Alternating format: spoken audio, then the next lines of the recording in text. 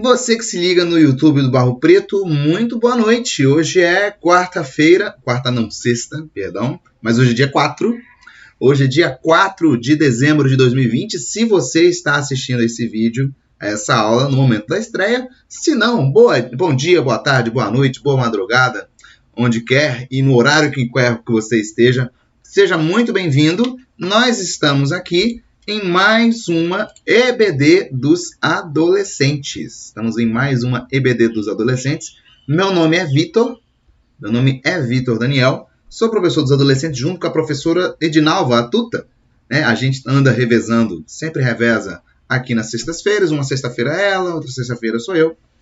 E nós estamos aqui em mais uma EBD dos adolescentes, aqui da Igreja Batista do Barro Preto.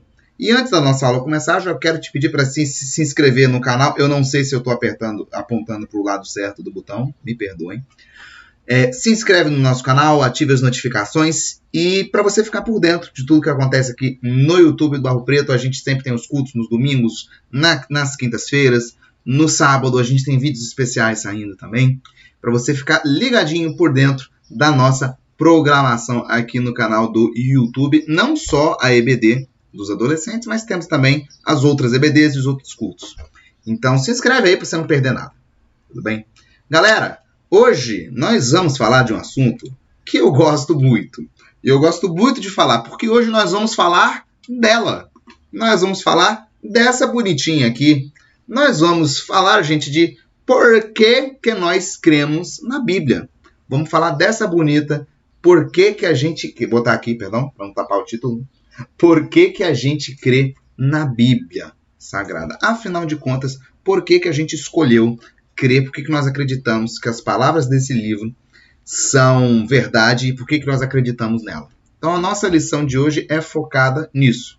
Nas últimas aulas, 2 aulas atrás comigo, nós falamos sobre espiritismo, sobre por que a gente não entende o espiritismo como sendo verdade. E na semana passada, a Tuta falou sobre ateísmo, né? Como que a gente pode saber que Deus existe, né? E aí, galera, se nós cremos que Deus existe, e esse é um grande ponto da fé cristã, nós, além de crermos que Deus existe, a gente crê que Ele se comunica com a gente, que Ele fala conosco. Porque tem gente por aí que diz que Deus existe, tudo bem, existe um Deus, existe alguém que criou o universo, mas Ele está lá no cantinho dele. Ele está lá no cantinho dele, Ele não faz nada demais pela gente, não se interessa, não se importa, não se envolve em nada. E aí, galera, a gente conversa hoje sobre a Bíblia, que é comunicação de Deus. Deus se importa com a gente, Deus fala conosco, Deus não criou o mundo e foi embora, não. Do contrário, Deus é presente nas nossas vidas. Então, hoje nós vamos falar um pouco sobre isso, sobre por que a gente escolhe crer na Bíblia, por que nós podemos acreditar na Bíblia, meus amigos. E aí, gente, a gente tem um negócio, que é o seguinte. Como eu falei, muita gente nem acredita que Deus existe, né? Como já falamos com a Tuta na semana passada. E dentre aqueles que acreditam em Deus, que exista Deus, tem gente que acredita que a Bíblia não é a verdade. Muito menos que ela seja a palavra de Deus. E aí, gente, a gente tem outros livros que o mundo, que a humanidade tem como sagrados, não é? Que é o caso do islamismo, por exemplo. Os muçulmanos, eles tratam o Alcorão como sendo o livro sagrado deles, né? O espiritismo tem o Evangelho de Allan Kardec. A gente tem livros paralelos à Bíblia em outras religiões, como é o caso do livro de Mórmon, lá nos Mórmons. O hinduísmo tem os livros deles, o Rig Veda e o Bhagavad Gita, ou eu não sei falar o nome, perdão. Você que é hindu e está me assistindo no momento, eu não sei falar o nome do livro. Muito perdão, né? Enfim, a gente tem muito livro. A gente tem muitos livros que são considerados por aí sagrados. Só que a gente sabe, nós que cremos em Deus, a gente sabe que o único livro sagrado de verdade é esse daqui. É esse daqui. É a palavra de Deus. É a Bíblia. E aí, gente, por que a gente crê na Bíblia e não no Alcorão, por exemplo? Né? Como que a gente sabe se a Bíblia é verdade? Né? Será que esse negócio não falha mesmo? Será que ela não tem erro? Como é que um livro de 2000 anos não tem um errinho? Nada. A gente não precisa atualizar a Bíblia, não. A gente precisa remover passagem e fazer atualização do negócio. Será? Será? Bom, é sobre isso que a gente vai conversar um pouquinho no dia de hoje. Crianças, o primeiro ponto que eu quero tratar com vocês é de um aspecto talvez histórico, de que é por que a gente crê na Bíblia e não num outro livro, né? Eu já vou direto a esse ponto que eu acabei de falar, quando eu citei os livros. Porque corre por aí a ideia de que todos os livros sagrados são iguais. É todo mundo sagrado, então tá todo mundo certo, tá certo para alguém, então tá certo. Né? Que são todos verdadeiros, são todos divinos. Né? Que é a mesma coisa, quando a gente pega a consequência de fato, de dizer que nenhum deles é. Se todos são sagrados, nenhum deles é. Vitor, como assim? Gente, pega a Bíblia, por exemplo. A Bíblia e o Alcorão se contradizem. Eles se contradizem.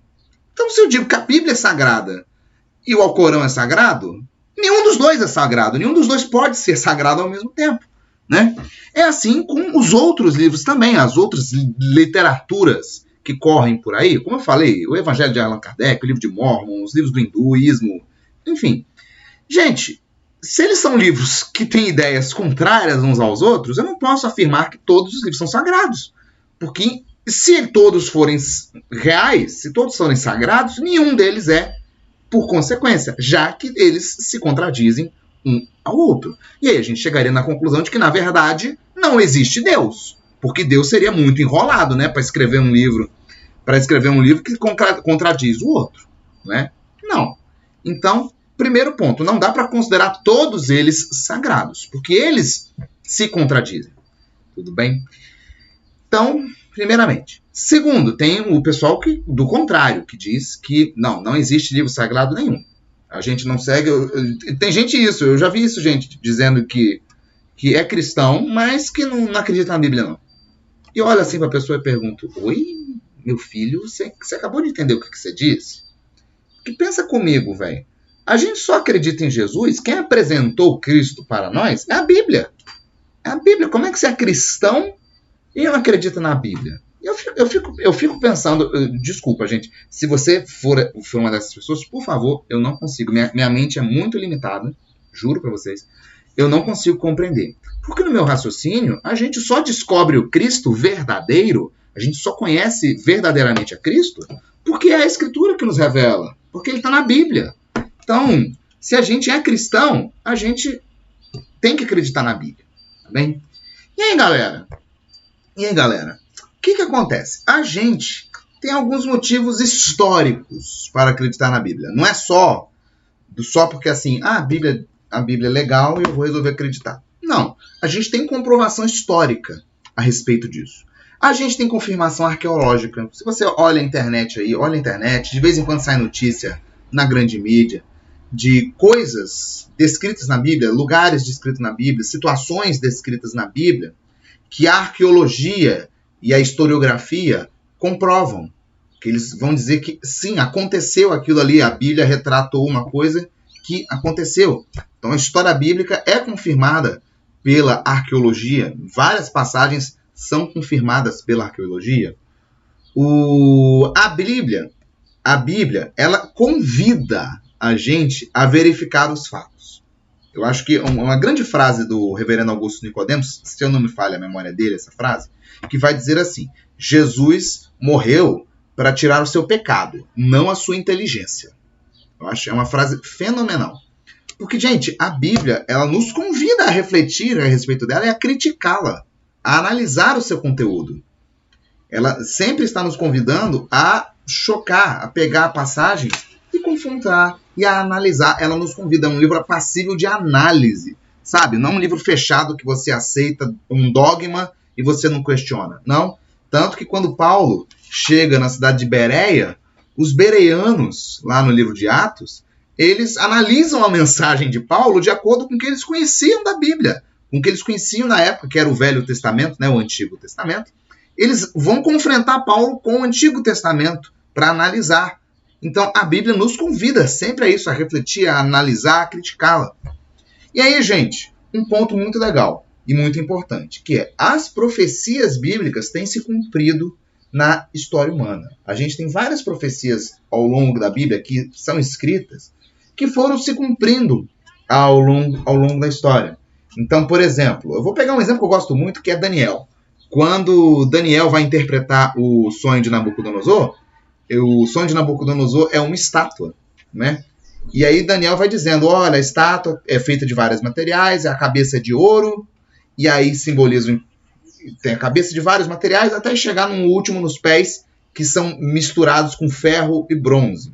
E aí, gente, é uma profecia a respeito dos impérios que viriam ali na sequência. Então representa o Império Babilônico, o Império Medo-Persa, o Império Grego, o Império Romano e a divisão do Império Romano em Ocidente e Oriente, se você pega ali a passagem de Daniel. É uma representação, uma profecia a respeito dos grandes impérios da história da antiguidade da humanidade. E aí, meus amigos, o grande ponto é, a Bíblia cumpre as suas profecias. Tem várias profecias que são cumpridas. Essa é uma das que eu acho mais legal, até porque foi um sonho de Nabucodonosor. E eu gosto muito dessa história, sempre gostei muito da história de Daniel.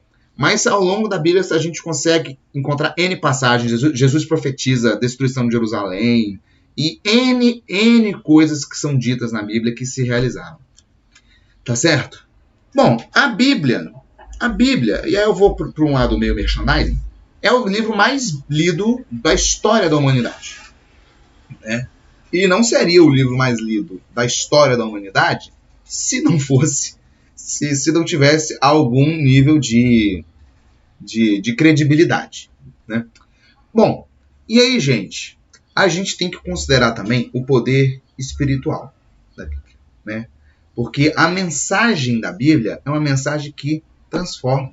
A Bíblia transforma as pessoas. Quantas pessoas não foram transformadas, tiveram a Bíblia transformada ao lerem esses livrinhos? Quantas histórias que a gente já não ouviu falar de gente que vai num hotelzinho, pega aquela biblinha pequena, aquele Novo Testamento dos Gideões Internacionais, e estava num momento de angústia, e lê aquilo, e muda de vida com base naquilo. É um poder de transformação que a palavra de Deus tem, que é inimaginável para uma simples literatura. Se fosse uma literatura humana falha, meus amigos, não teria esse poder de transformação que a gente vê, que a gente observa, que a gente percebe, que a gente testemunha, que essa palavra é viva, ela transforma as pessoas.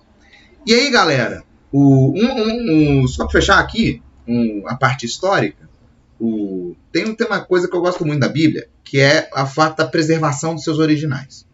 Porque, gente, hoje em dia é muito fácil, a gente está na era das fake news. Né? É muito fácil a gente digitar qualquer coisa no celular e mandar para os outros dizendo que é verdade. Muito fácil. Só que na época que a Bíblia foi escrita, não era bem assim, não. Não era bem assim, não. Na época que o Novo Testamento... Eu não vou nem no Antigo Testamento. Vou no Novo Testamento. Na época que o Novo Testamento era escrito, gente, a gente tinha uma massa de população analfabeta. Analfabeta que não sabia ler, não sabia escrever. Aliás, tinha gente que sabia ler, mas que não sabia escrever. Tinha essa divisão, né? Porque hoje em dia a gente é alfabetizado, a gente lê e escreve. Naquela época, não. Você aprendia a ler.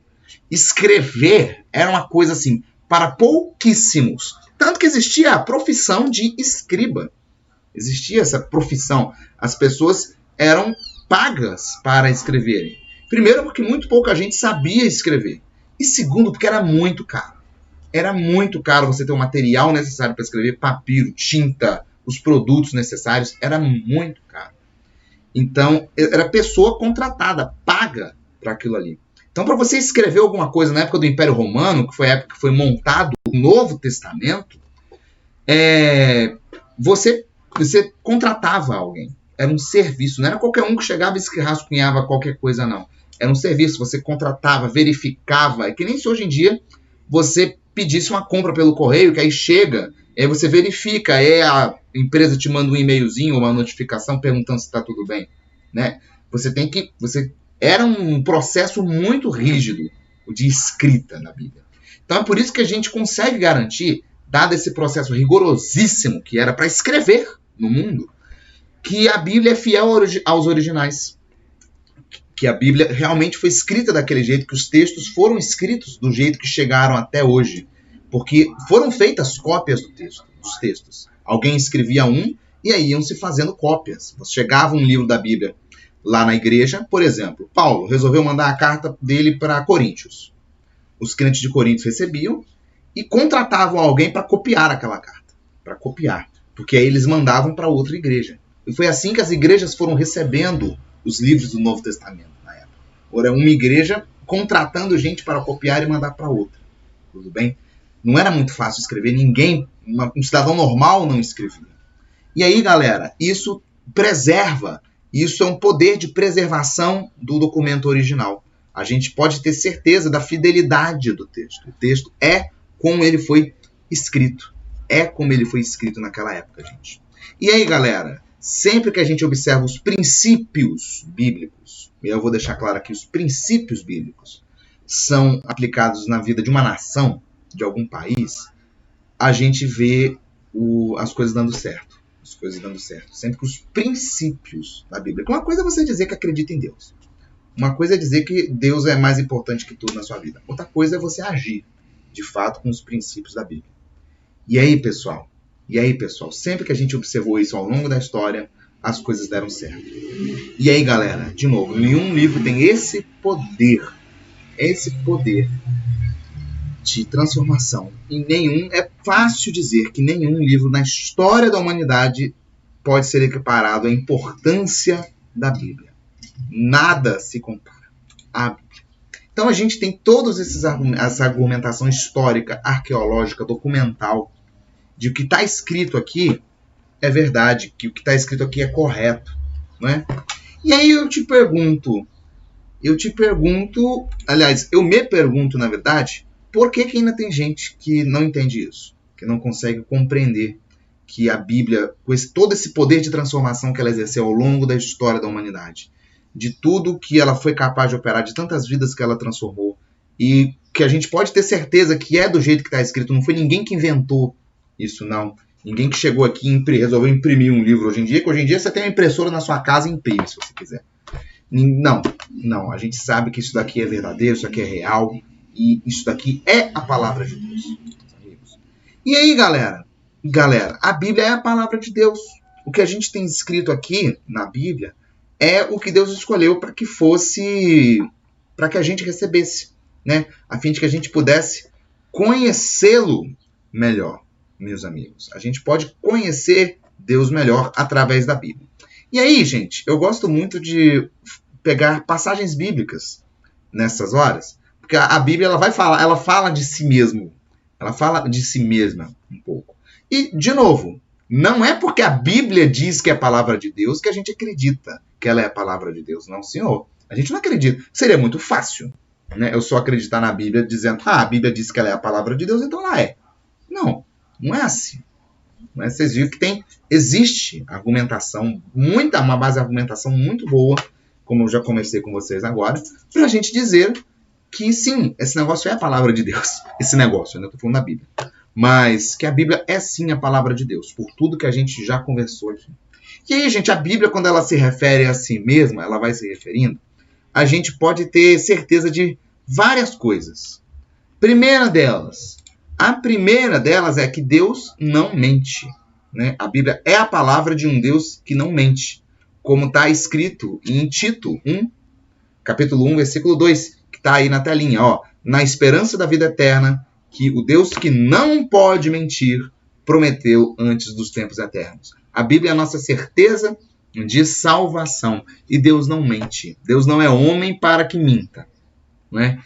E esse Deus que não mente, ele nos prometeu a vida eterna, meus amigos. Ele nos prometeu a salvação.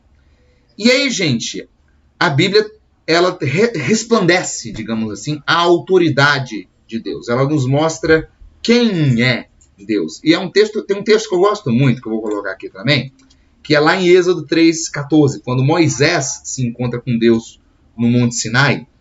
E aí Deus diz para Moisés, Moisés, eu vou te mandar lá para o povo, tá? E etc. E Moisés fica meio assim, meio acabrunhado, meio nervoso, meio indeciso, meio inseguro.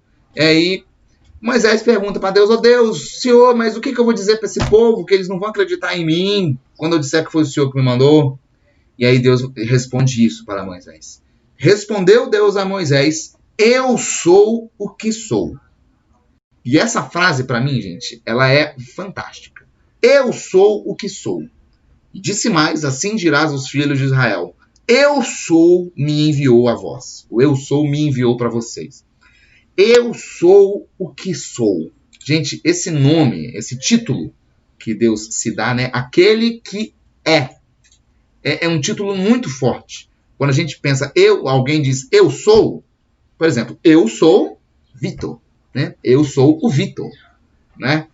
Deus diz, eu sou o que sou. Ele é, ou seja, eu sou aquele que é. Eu sou o único que é. De fato, eu sou o que é. Eu sou o que sou. Eu sou o eterno, o inabalável, o único. Não tem ninguém além de mim, ninguém antes, ninguém depois. Existe eu. Então, a Bíblia nos mostra essa autoridade de Deus. E ela reflete essa autoridade divina. Tanto que ao longo da Bíblia a gente tem várias passagens em que Deus diz, assim diz o Senhor. Né?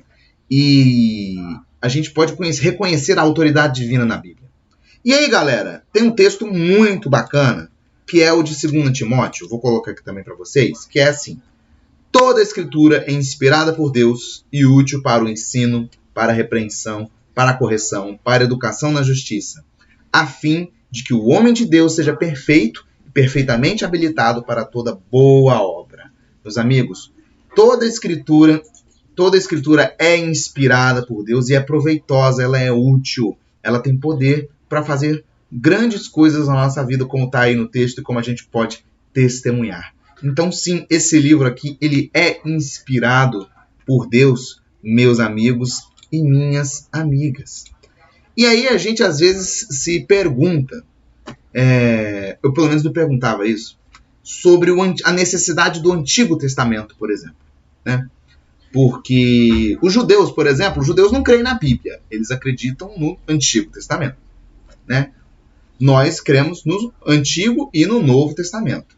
Agora, galera, lá no Novo Testamento, a gente tem várias vezes Jesus citando o Antigo Testamento. Se você procura nos Evangelhos, sobretudo, a gente tem muitas vezes em que Jesus cita passagens do Antigo Testamento, que ele valida o Antigo Testamento, sabe? Porque eu vejo gente dizendo assim, não, o que vale é só o Novo Testamento.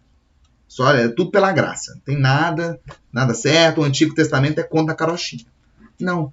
Aquilo ali é real também. Aquilo ali é a palavra de Deus, tão poderosa quanto o Novo Testamento. A gente não pode ficar de preconceito contra o Antigo Testamento, não, minha gente. Não podemos, não. E aí, o próprio Jesus vai dizer o seguinte lá em Mateus 5,17.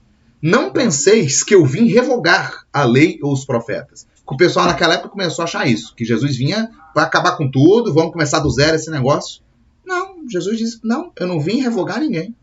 Eu não vim para revogar, vim para cumprir. Cristo vem e cumpre a lei. Ele cumpre a lei, cumpre os profetas, ele cumpre o Antigo Testamento. Não é? E aí, galera, o próprio Jesus vai dizer mais tarde que passará o céu e a terra, porém as minhas palavras não passarão. As minhas palavras não passarão.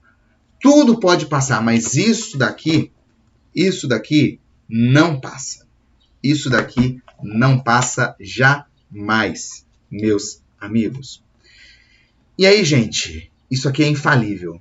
A Bíblia é infalível, ela não falha, ela não passa, ela não muda, ela não precisa de atualização, ela não precisa de reinterpretação, ela não precisa de escrever novamente, não precisa de pensar de novo, não precisa da gente chegar para Deus e dizer, Deus, o Senhor estava tão errado quando escreveu esse negócio, né? Como se a gente pudesse dar conselho para Deus.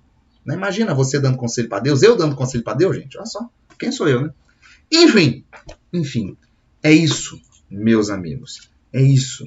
E aí, gente, a Bíblia é verdade. Tem um salmo, o Salmo 119 é um salmo lindo. Eu vou projetar aqui um versículo dele, que é o versículo 170. As tuas palavras são em tudo verdade desde o princípio, e cada um dos teus justos juízos dura para sempre. Isso é o salmista falando a respeito de Deus, né? A palavra de Deus dura para sempre e ela é verdade desde o início, né?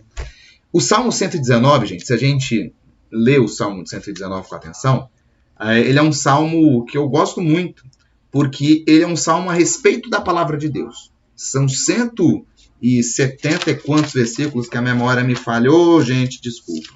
Não anotei, estou abrindo aqui. 176 versículos, cada um deles divididos em blocos de 8 versículos. São blocos de 8 versículos, e é um salmo inteiro discorrendo sobre a palavra de Deus. É o maior salmo da Bíblia, e é o maior o maior capítulo da Bíblia, perdão, e é um capítulo inteiramente dedicado à Bíblia, um capítulo dedicado à palavra de Deus. E eu lembro quando era criança, eu decorei um pedacinho do Salmo 119 quando era criança. E eu lembro que lá no Salmo 119, o versículo 105, dizia: lâmpada para os meus pés é a tua palavra e luz para o meu caminho. A palavra de Deus é o nosso guia. É ela quem pode nos guiar, meus amigos. É ela que tem poder para nos guiar. Então, galera, por que a gente pode crer na Bíblia? A gente pode crer na Bíblia porque nenhum livro se compara a ela na história da humanidade. Nenhum outro livro se compara a ela. A Bíblia não se contradiz. Tem um pessoal aí que acha contradição na Bíblia. Gente, não. A Bíblia não se contradiz. A Bíblia não entra em contradição. A palavra de Deus, ela é inerrante. Ela não se contradiz. Tem um pessoal dizendo que diz, por exemplo, mas lá em Mateus, lá em Mateus está dizendo que era um cego no caminho, por exemplo. Que era um cego no caminho, aí em Lucas, que era 2 cegos, não sei das quantas. Gente, a Bíblia foi escrita por pessoas. Né? A pessoa viu ali. Viu, tinha uma multidão ali ao redor do lugar, a Bíblia vai dizer, a história conta, tinha uma multidão na história, no lugar, né? E aí, um conta que tinha 2 cegos. O outro conta de um só. Tudo bem, por quê? Porque foi o que ele viu. Foi o que viu-se na hora. O que se viu na hora ali. Mas, tudo bem, factual. Tudo bem? Isso vai do ponto de vista. A gente tem que entender, a gente tem que lembrar também, gente, que o negócio foi escrito por pessoas. Não é? Então, ainda mais essas passagens que contam histórias, né?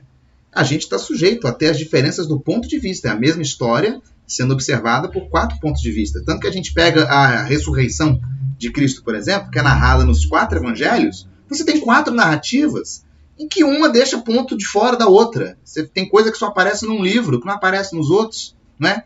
Porque vai se completando. Os livros, na verdade, eles não se contradizem, eles se completam.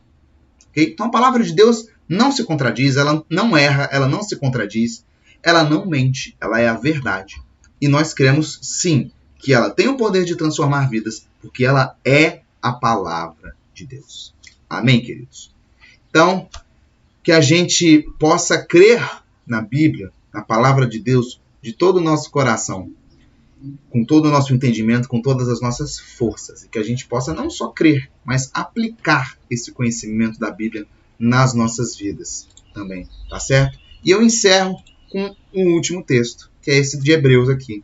Porque a palavra de Deus é viva e eficaz e mais cortante do que qualquer espada de 2 gumes, e penetra até o ponto de dividir alma e espírito, juntas e medulas, e é apta para discernir os pensamentos e propósitos do coração. Amém? Galera, é esse livro, é essa palavra de Deus que tem poder para nos transformar. Então, que Deus nos abençoe e que Deus nos ajude a crer cada vez mais na sua palavra. Bom? Um abraço, até a próxima, até daqui 2 semanas. Fiquem com Deus e tchauzinho, gente.